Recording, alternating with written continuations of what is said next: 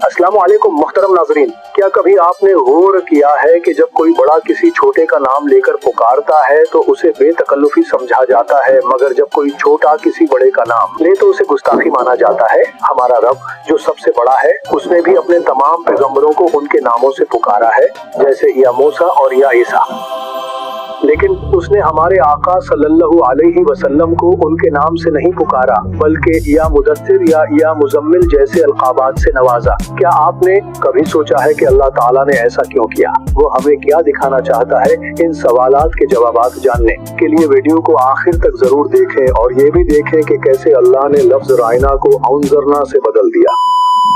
मेरे प्यारे दोस्तों, नबी अकरम सल्लल्लाहु अलैहि वसल्लम के दौर में सहाबा कराम रजी अल्लाह अन्हुम अजमईन आपसे गुफ्तगू के दौरान एक लफ्ज रायना इस्तेमाल करते थे। इसका मतलब था हमारी तरफ ध्यान दें या हमें समझने का मौका दें।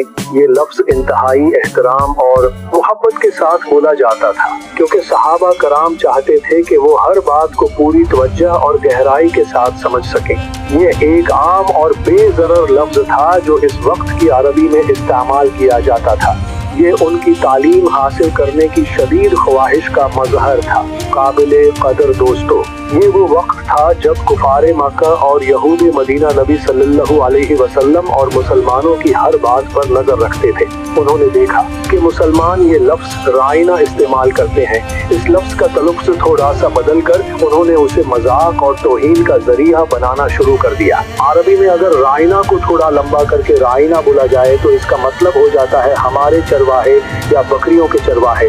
उन्होंने इस लफ्ज को इस तरह से इस्तेमाल करना शुरू कर दिया ताकि वो नबी सल्लल्लाहु अलैहि वसल्लम की तौहीन कर सकें। इज्जत माफ सामईन, कुफार का ये अमल मुसलमानों के लिए बेहद तकलीफदेह था। वो नबी सल्लल्लाहु अलैहि वसल्लम की इज्जत और आजमत पर कोई समझौता नहीं कर सकते थे। अल्लाह ताला जो अपने हबीब की शान के बारे में सबसे ज्यादा गैरत रखता है, उसे ये बात पसंद नहीं आई कि उसके महबूब की तरफ किसी भी तरह का इशारा तौहीन आमीज हो।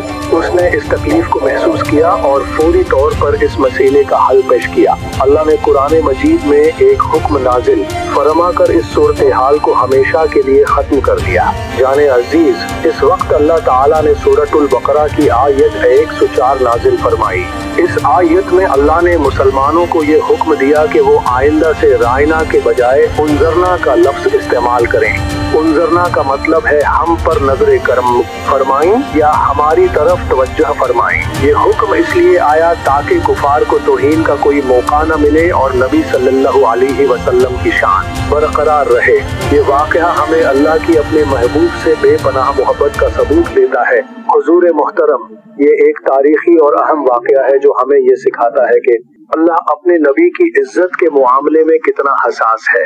उसने एक पूरे लफ्ज को इसलिए बदल दिया क्योंकि इसमें तौहीन का एक खफीफ सा भी पहलू मौजूद था। ये वाक़या हमें न सिर्फ अल्लाह की गैरत का पैगाम देता है, बल्कि ये भी बताता है कि हमें अपने अल्फाज का चुनाव कितनी एहतियात से करना चाहिए, खास तौर पर जब वो किसी बुजुर्ग या मुहतरम शख्सियत से मुतालिक हो।